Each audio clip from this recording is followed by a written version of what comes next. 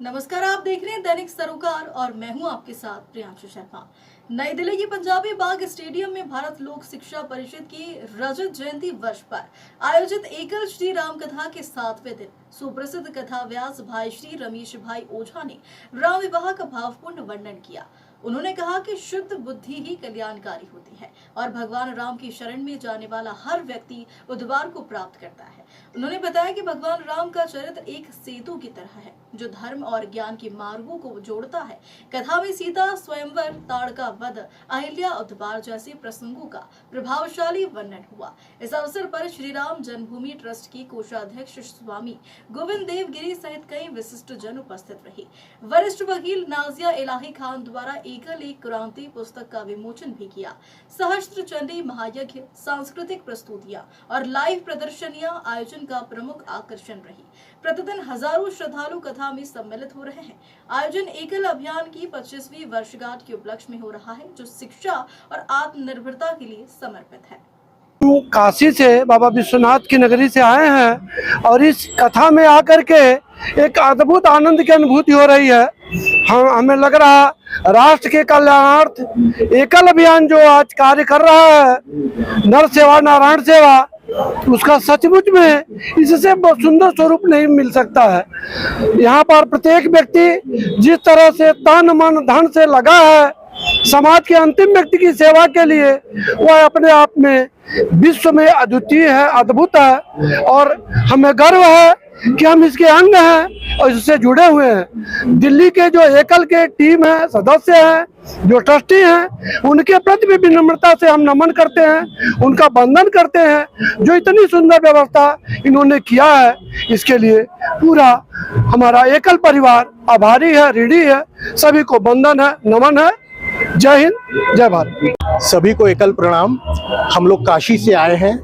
मैं भारत लोक शिक्षा परिषद वाराणसी चैप्टर का अध्यक्ष हूँ। मेरा नाम राजीव अग्रवाल है और यहाँ आके बहुत ही सुखद और अच्छा अनुभव हो रहा है, क्योंकि इतने वृहद रूप से और इतने तन मन धन से ये कार्यक्रम हो रहा है, इतने मन से हो रहा है कि पूरा बहुत ही पूरा एटमॉस्फेयर जो है बहुत अच्छा है, एकदम पूर्ण एटमॉस्फेयर है और यहाँ पे आके बहुत ही अच्छा लग रहा है। एकल के बारे में क्या कुछ कहना चाहिए? हम तो एकल से पिछले 10 साल से जुड़े हुए हैं और एकल जो कार्य कर रहा है वो कार्य शायद दुनिया में कोई भी और संस्था नहीं कर रही है।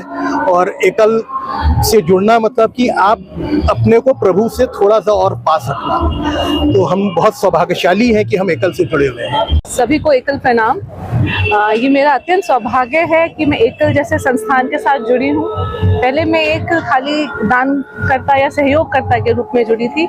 पिछले कुछ वर्षों से मेरा ये सौभाग्य है कि मेरे को एक वॉलंटियर के थ्रू अपनी सेवा देने का मौका प्राप्त हुआ। तो अब हमने एक एकल के रजत जयंती पे एक किताब लिखी है, एक बुक हम आज रिलीज करने जा रहे हैं जिसका नाम है एकल एक क्रांति।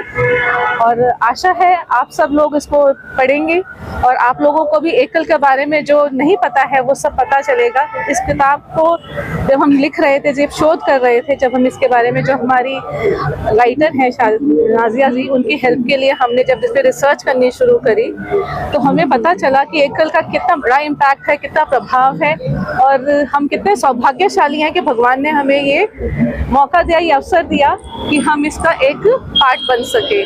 So I'm really thankful to Ekal for giving me this opportunity. It has been a personal as well as personal growth, and I'm really thankful to Ekal for. देश के समाज को भिन्न भिन्न भागों में बंटने का वातावरण निर्माण किया गया और ऐसी स्थिति में हमारा जो वनवासी समाज है वह मुख्य धारा से बहुत कुछ कटता गया। परिणामतः अनेक विदेशी लोगों ने आकर के उनका शोषण भी किया, उनको धर्मांतरित भी किया। स्वातंत्रवीर सावरकर कहा करते हैं कि धर्मांतर राष्ट्रांतर हो जाता है और इसलिए धर्मांतरण के माध्यम से राष्ट्र विरोधी शक्तियों को यदि बढ़ावा नहीं देना हो तो हमारे वनवासी भाइयों के साथ समरसता का संबंध हम लोगों को निर्माण करना चाहिए और यह प्रेम से करना चाहिए, उनकी आवश्यकताओं को पूर्ण करके भी करना चाहिए।